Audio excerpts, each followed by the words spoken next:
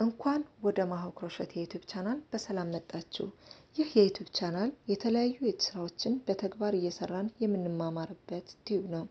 ክሮሼት ወይም የእጅ ስራ ማለት የጥበብና የእደ ጥበብ ድብልቅ ነው። ክሮሼት ክርን ከኪሮሽ ጋር በማዋደድ ከተጠለፈ መርፌ ጋር በማጣመር ልዩ ውበት ያለው ነገር መፍጠር ማለት ነው።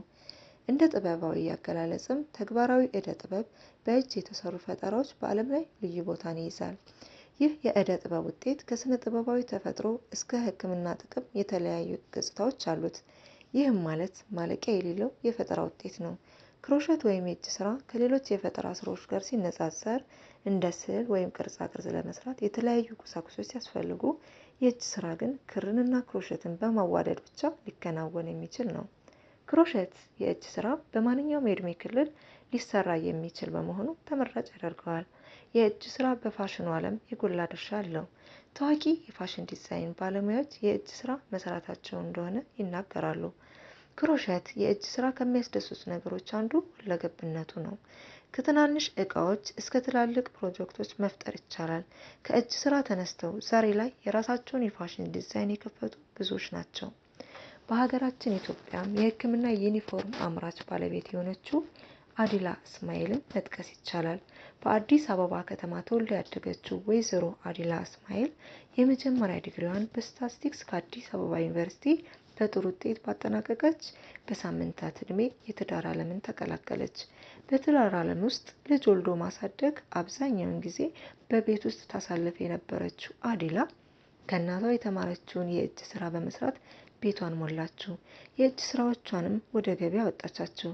በዚህ መሀል ነበር እድል በሯን የከፈተችው። የእጅ ስራውን የተመለከተው የውጭ ዜጋም ስራውን ስለወደደው ወደ ጀርመን ሀገር ወስዶ በተለያዩ የፋሽን ዘርፎች ትርኢት ማሳየት ችላለች። በዚህ የቀጠለችው አዲላ የሕክምና ቁሳቁስ ማምረቻ የሆነውን አዲላስ ሜዲካል ኢኩዊፕመንት ማኒፋክቸር ድርጅት ባለቤት መሆን የቻለችው። የእጅ ስራ ለብዙ ዘመናት በተለያዩ ማህበረሰቦች እያደገ የመጣ ሙያ ነው።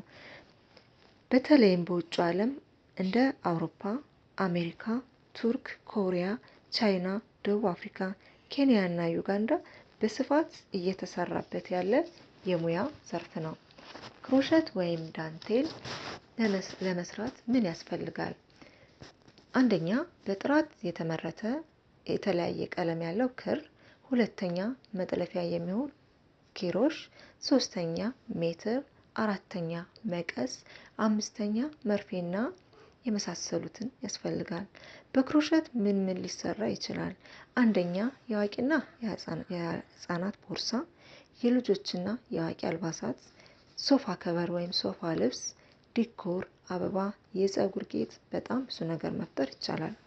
በአሁኑ ሰዓት የክር ስራ እንደ አማዞን፣ አሊባባ፣ ኦባይና ሻይን በመሳሰሉት ድርጅቶች በስፋት በመሸጥ ላይ ይገኛል።